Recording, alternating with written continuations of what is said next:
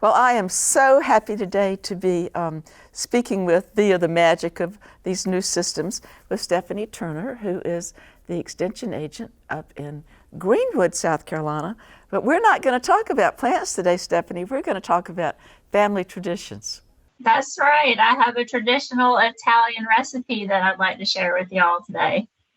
And you said that your great grandparents came from Italy, and and you can remember your grandmother, your great grandmother, because she lived a long time. So each generation has made this wonderful dessert. Yeah, that's right. I remember growing up in Connecticut.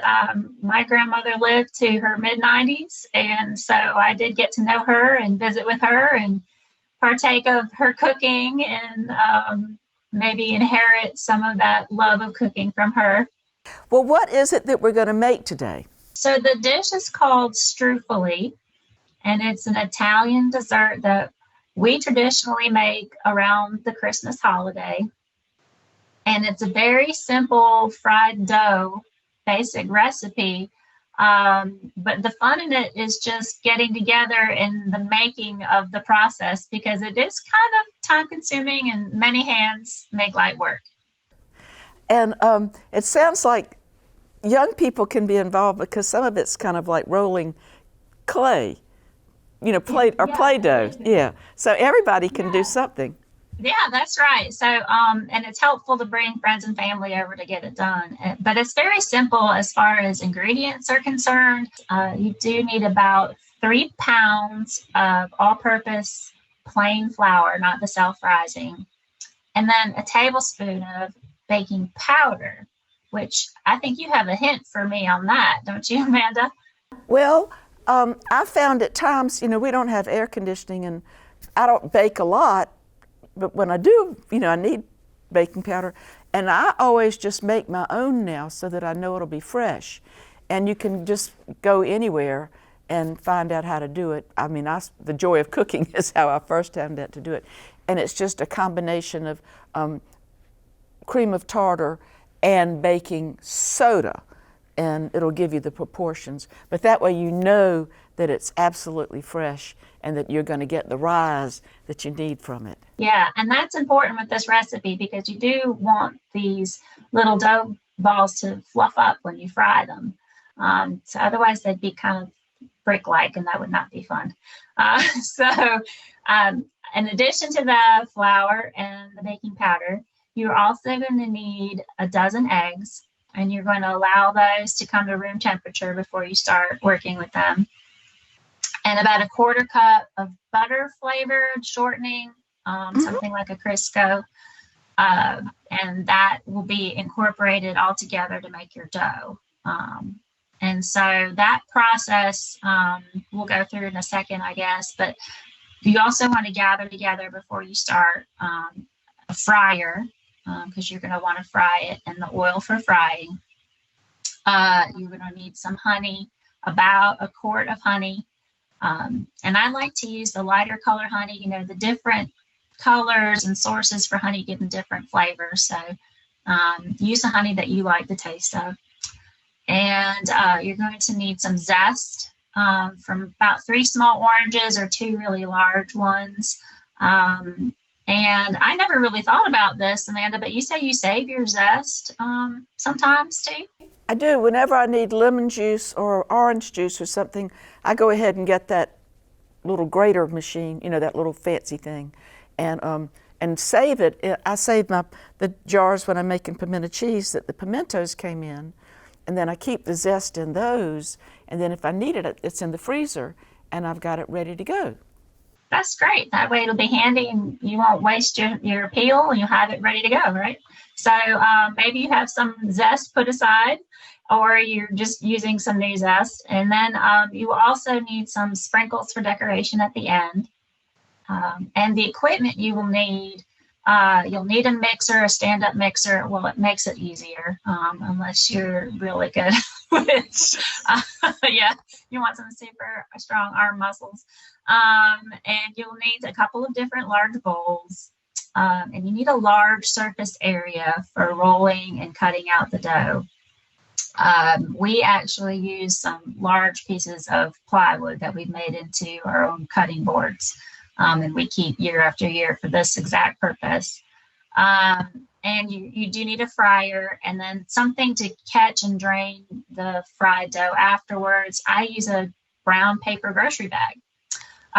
But you can line a colander with some paper towels, or you can use your like cookie drying racks, just something where they will sit and cool and the oil will drain off until you're ready for topping them with honey.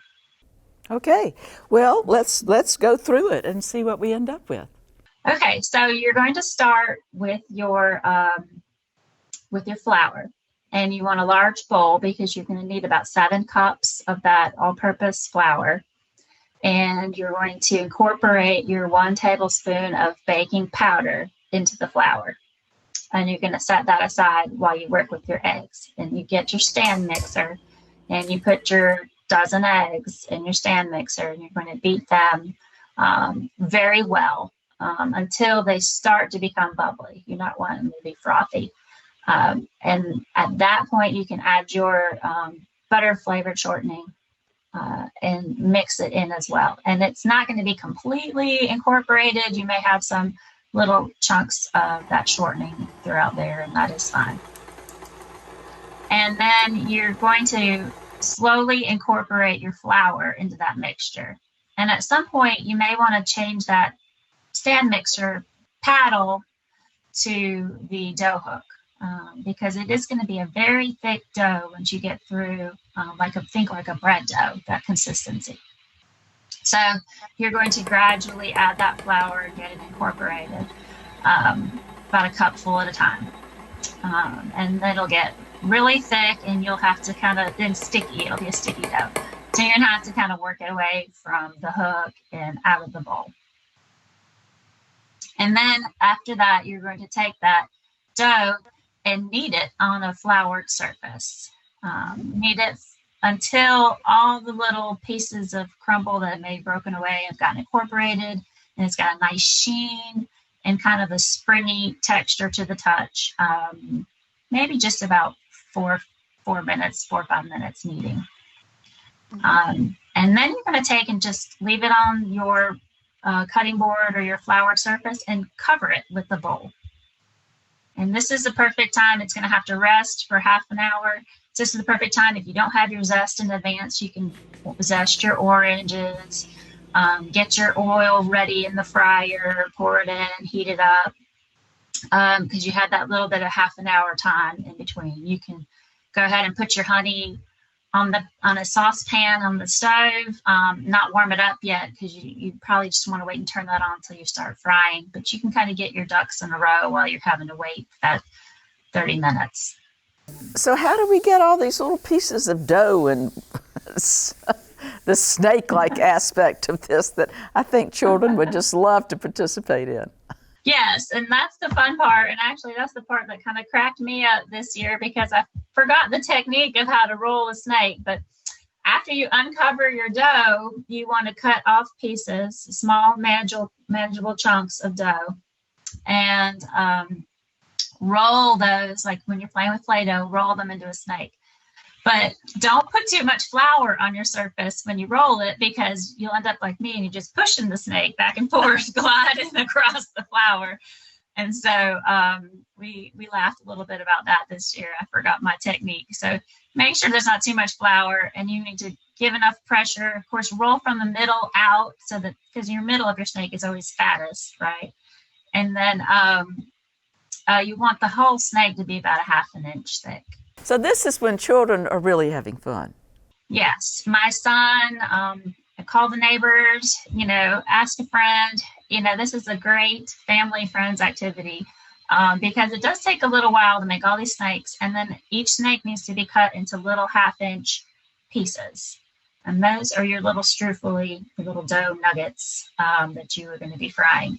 When you cut them, you want to leave them spread out on a surface, on a board, on a plate, on something, because otherwise, if they're touching, they will stick together and you won't get those individual pieces. Mm-hmm. So after that, you're going to just keep on cutting. And if you have a lot of good volunteers and snake rollers, then one of you can walk over and start working on the fryer, and it makes it go a little bit faster. So someone can be frying them up, and while the rest of the folks are still rolling and cutting. And when we decide to start frying, you want the oil to be at about 400 degrees? Yes, so you want your oil to be good and hot when you're ready to fry. And we usually use a fryer that has a basket in it, so it's real easy to get them out because there's a lot of little pieces of dough that you're frying. So it's just easier to use a whole basket and get it out to drain it. About how long? I know you have to stand there and watch them, but you don't want to put too many in at one time because that would reduce the heat of the oil. So you want to be careful not to overload it, but when you get it to the right amount, how long does it take to fry them, Stephanie? So yeah, you want to be careful putting them in the fryer because the oil will splash out as well. And you want to just put a not very thick layer. Like as soon as you put them in, they'll float up to the top of the oil. And so you just want them not to be touching too much. That is a good amount depending on the size of your fryer. And they'll take about 3 to 4 minutes to fry. But you do want to maybe poke them and kind of turn them, because otherwise, especially if you have a good layer of them solid, they won't turn over, and so only one side will get brown. So you want to move them a little bit so that they get golden, but not like crispy brown, if that makes sense. And after you've done your first batch, let them pull them out of the fryer, let them drain either in the bag or on the rack. Let them cool for a second and take a taste. It should be kind of crispy and light almost in the middle, not chewy and definitely not hard to chew. And then you're going to let them cool, I think, before we start putting them in the honey? Yes. So while you're frying, you can go ahead and turn the honey on in your saucepan on the stove, and you're just warming the honey till it gets runny. And that's going to make it real easy to coat those individual balls of dough. And so we like to use a big sauce pot or something so that we can then fit all of those dough balls back in with the honey and stir it after it's been warmed. So that way you don't mess up too many other pans or whatever. And once you start working with that much honey, everything gets sticky. You've got flour all over the children's kitchen because you've had these children making these things, and so this is there'll be a good cleanup and mop up afterwards. Right. So you put your honey in there, you let it get runny, you add your orange zest to flavor the honey, and at that point you can take those drained, cooled, fried Struffoli and toss them in and stir them up in the honey. And then at that point, once they're all coated, go ahead and put them straight into the serving dish that you want to use, because otherwise the honey will run off and get into the whatever else you put it in. You don't want to transfer it too many times. If you're bringing it to a holiday dish or whatever, go ahead and put it in something pretty. And then you can sprinkle on some sprinkles to add some color to it and make it look festive. And you said sometimes you kind of make it in the form of a wreath or something just to kind of reflect the holiday. They can touch at that point. It's okay. Yeah, at that point, as the honey starts to cool, the dough balls start to stick to each other. So then you can arrange it. A lot of times, traditionally, they'll arrange it in a wreath shape. And you can decorate it accordingly to that, or you can just pile them high and make a little mound on a plate. And we like to enjoy them with the spoon because of the sticky, messy nature of them. But little ones could just, get their hands all sticky and messy. That's fine too. Yeah, I like to lick my fingers. I think that would be perfectly fine. Yeah, if everyone had washed their hands well before. Well, this just sounds like such a delightful thing because you, of course, would want to have the oil and the frying kind of separated from the little children, but everybody could spread out in the kitchen, and you could have the children working at a table, and then it sounds like you're going to get enough that if you had some friends over, they'd have plenty to take home to their family as well. Yes, we had about 5 traditional dinner plate size full that we could send home with folks or do other things with. And And actually, if you don't intend to eat them promptly after you've made them, you can stop after the frying step and hold those fried dough balls in the freezer. So you can make this in a weekend in advance, or several weeks in advance, and then when it comes closer to the time you want to serve them, then do the step where you warm up the honey and coat them. And how many days do you think they still taste good? Like, do you want to eat them within 3 or 4 days? Yes, 3 or 4 days, because the honey will start to soften them, and they'll just start to be a little bit soggy after about 4 days. Well, I think we are so fortunate that your great grandmother and great grandfather came from Italy and started out, I think, as a gardener, your grandfather, and then Yes. that you got to know them, and that every generation since has done this, and now you're doing it with your son. And I don't have a lot of Italian people in my family, but I sure do like Italian food.